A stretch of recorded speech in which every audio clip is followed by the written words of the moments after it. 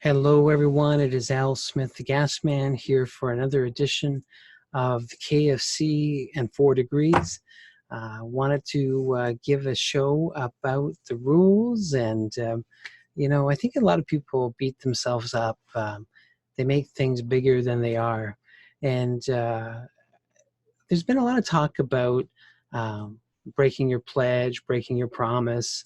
I think the struggle that many members of the Knights of Columbus have is that they enter the Knights of Columbus and then they have to work with other men, and sometimes there's tensions, and sometimes those tensions get the better of some men. But I wanted to just spend a little bit of time talking about pledges, promises, rules. People are asking me that all the time as they go through the degrees. And, as of this taping, we still have 4 degrees. The Knights of Columbus announced that they have developed a new degree program. It's going to be again, I'm told it's like a 1-hour presentation. Families are invited. All the secrecy is gone. It's open to everyone. And when the ceremony is over, the man is declared a knight, and he is there to leave with this great privilege of joining this organization that means so much to so many people. So again, in a few years, there may not be 4 degrees, but today there is. And as men enter in the first degree and can continue to proceed through the ranks, they have to all of a sudden come to that realization that there are rules. I say this many times. The Knights of Columbus is not a democracy. Okay, let me repeat that. The Knights of Columbus is not a democracy. It's a fraternal order that has an insurance company attached to it. And it is one of those things where they have rules.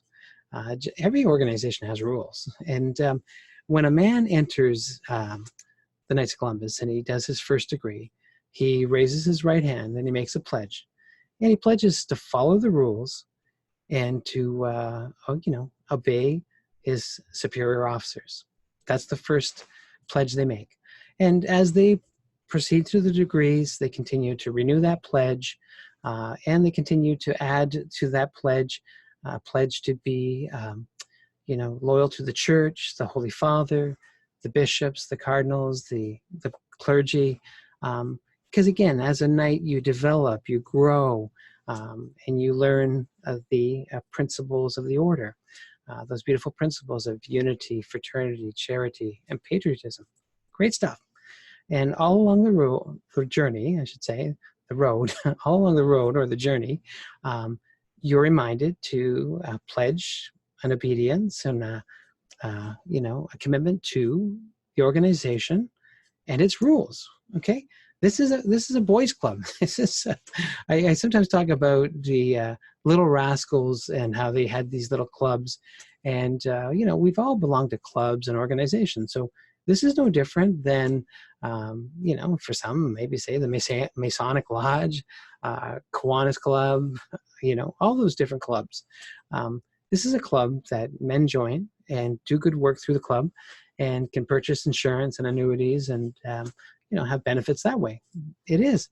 But they've made some beautiful big manuals that are 120 pages long, the Constitution and the rules, and some smaller manuals for the 4th degree.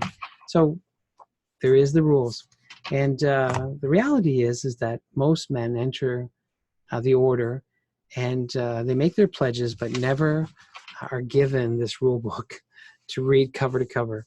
And so when they're saying, obey the rules, they go, I never read the rules. I don't even know what I promised.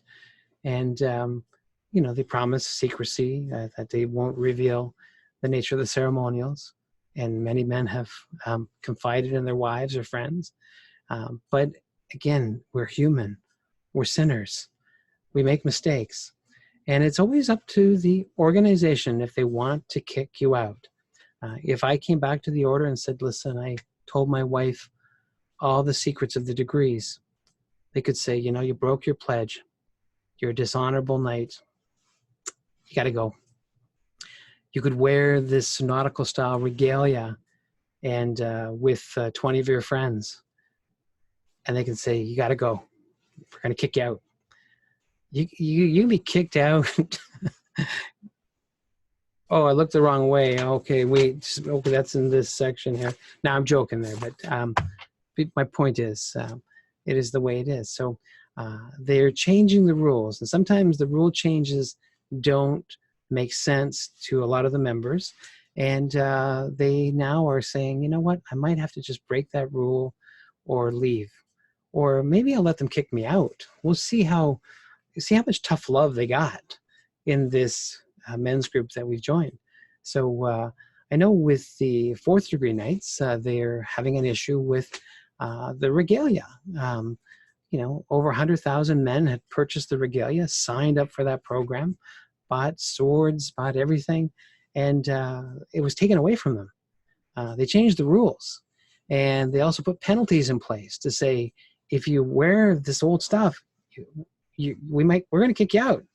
We don't care if you're a district deputy. We don't care if you're Grand Knight. We don't care if you are, you know, the head of the whole thing. We might kick you out. Now it's up to the organization. You know, I've ridden up 25 men in the assembly that I take care of. I'm the faithful navigator, right? So I have the new uniform. Stuff happens.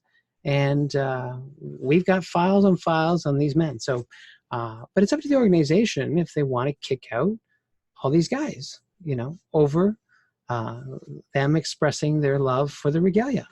And because, again, the pledge is about our conscience, that we do it in good conscience.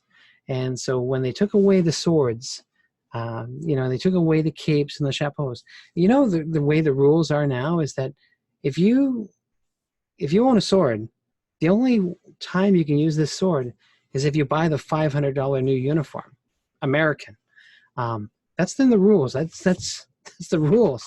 So yeah, there was a takeaway. There was a takeaway here. The rules did change, and so again, men are wrestling to say, maybe I don't want to follow these rules. Maybe I will just turn myself in and say, you know what? I told my wife the second secret. I wore regalia at the Canada Day parade. If you might kick me out, go ahead, kick me out. I'll still keep doing my radio shows. I'll keep doing my Catholic television. I'll keep doing my stuff. I'll keep being a plumber. I'll keep going to mass, reading in church, and being an usher. We'll just keep doing what we're doing. But if they want to kick guys out because they revealed the secrets, if they want to kick guys out because they're wearing regalia, they can do it. Remember, the Knights of Columbus isn't a democracy, okay? We like to say that cool heads will prevail, and they might tweak the rules a little bit to keep the members happy and to keep them engaged.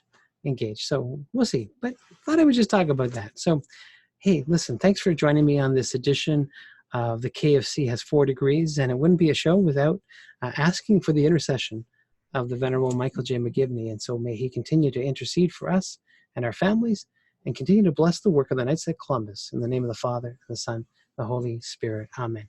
I'll see you next time on another edition of the KFC with 4 Degrees with your host, Al Smith, the Gas Man.